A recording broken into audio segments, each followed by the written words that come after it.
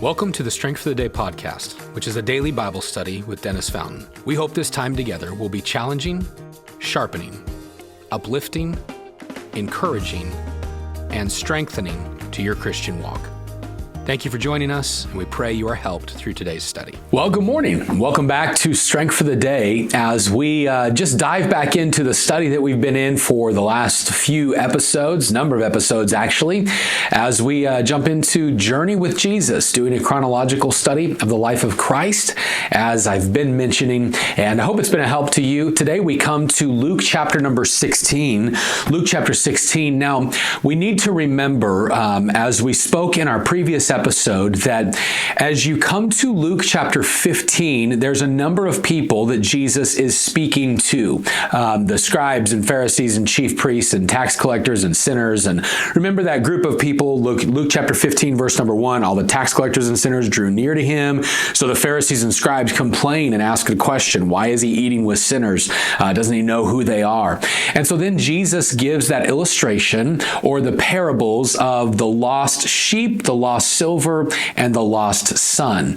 And we learned about those yesterday. So in the same setting, Jesus speaks Luke chapter 15, but then he turns in Luke 16 and begins speaking to his disciples.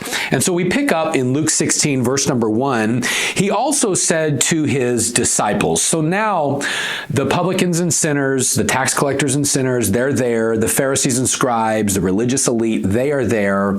The disciples, they are there as well.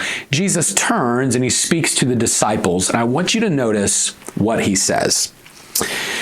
There was a certain rich man who had a steward, and an accusation was brought to him that this man, the steward, was wasting his goods. So an owner had a manager, a steward who's supposed to be an executive manager, managing the wealth and finances of the house that he is under. So you have a boss and a manager.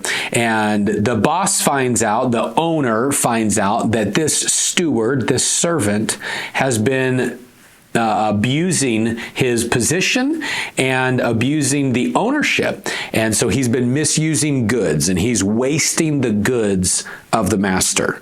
So the master called the steward and said to him, "What is this I hear about you? Give an account of your stewardship, because you can no longer be steward." So he's getting fired. Hey, you've been mismanaging all of this. I've heard about it. Word has come to me. You're mismanaging everything. You're fired. Verse number 3. Then the steward said, now catch this. Then the steward said within himself. So now he's having this conversation. Man, what am I going to do? He says, what shall I do?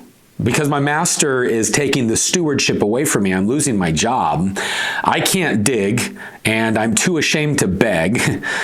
I have resolved what to do, that when I am put out of the stewardship, they may receive me into their houses. Who are the they that he is referring to? Well, it's going to be the people that we read about in the next few verses. So the steward called every one of his master's debtors to him. So now the steward, who knows that he's been fired? The master and the steward, maybe a few other servants. Well, that steward, still representing the master, he calls all of the debtors, everybody who owes the master money. And he says to the first, how much do you owe my master? And the guy said, 100 measures of oil.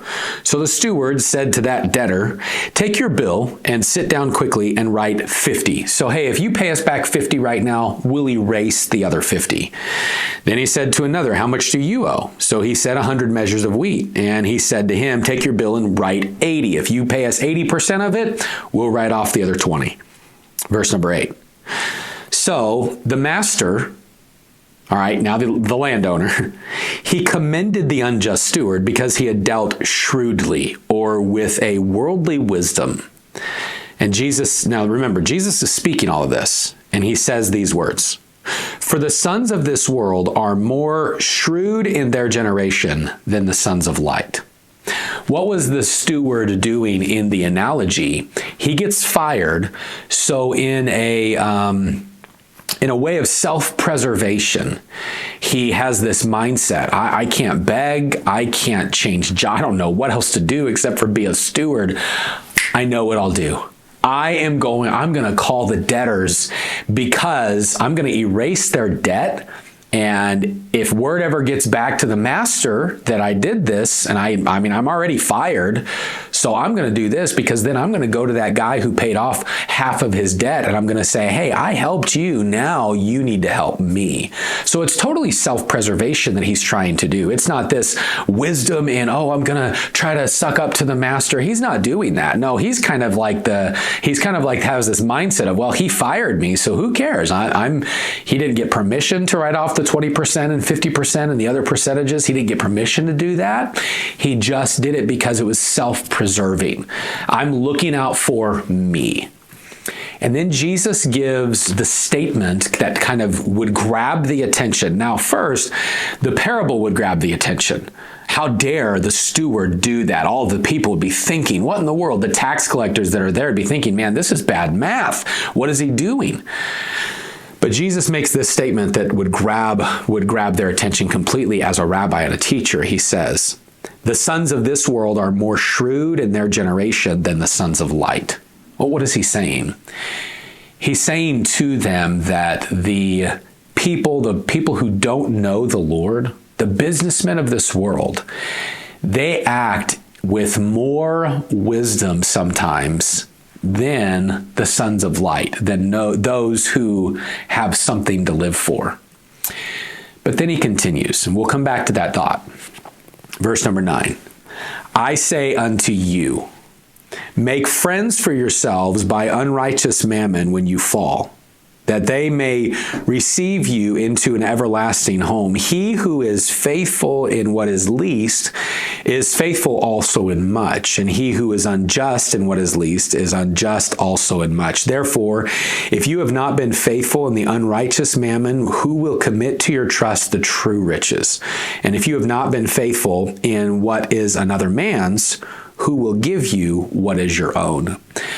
In these verses, and again, because of the time, we don't have time to really dissect all of this. I've preached messages out of this passage. You can go to mlbc.church/sermons. I think that's where it is. But if you go to mlbc.church, you can click on sermons and find Luke chapter 16. Just preached it in 2024, last year. But here's what Jesus is getting at in these verses. A businessman is going to use his finances to secure his future. That's what he's going to do. He's going to use his wisdom, his knowledge regarding business dealings and interactions and all of that. And he is looking forward to he's going to secure his future by using what he has now for then. And then Jesus makes this point.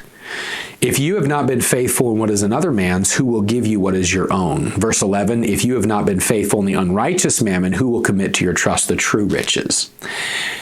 Jesus is speaking, remember, to his disciples. So they believe that he's the Messiah. They already are following him.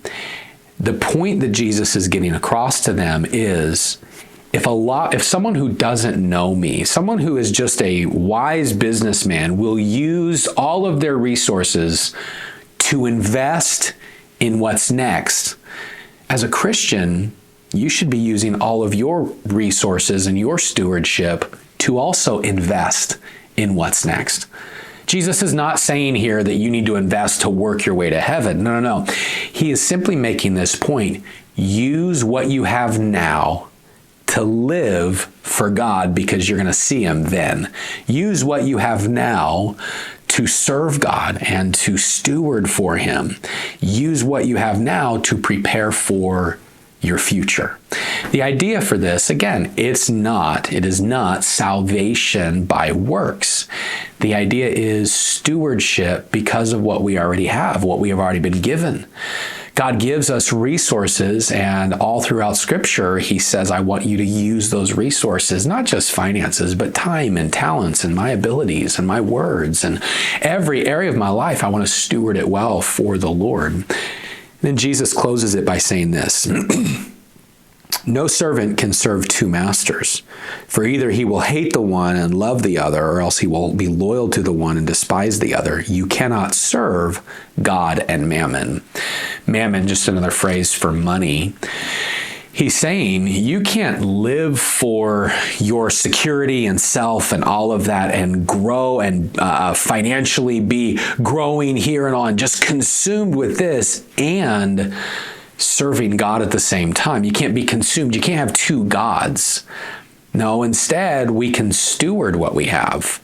So the idea that Jesus is, I believe, getting across, one of the ideas in this passage, and again, preached an entire message on this that was helpful to me, but the point of all of this is Jesus helping the disciples understand, hey, as you travel through life, you can use your life for the kingdom, or you can use your life for you. You can use your finances and steward your words and your priorities for the kingdom, or you can steward it for your own gain. You can't do both. So just like Joshua was challenging the people, we said, choose you this day who you will serve. But as for me and my house, we will serve the Lord. I think as a Christian every day, I should challenge Dennis.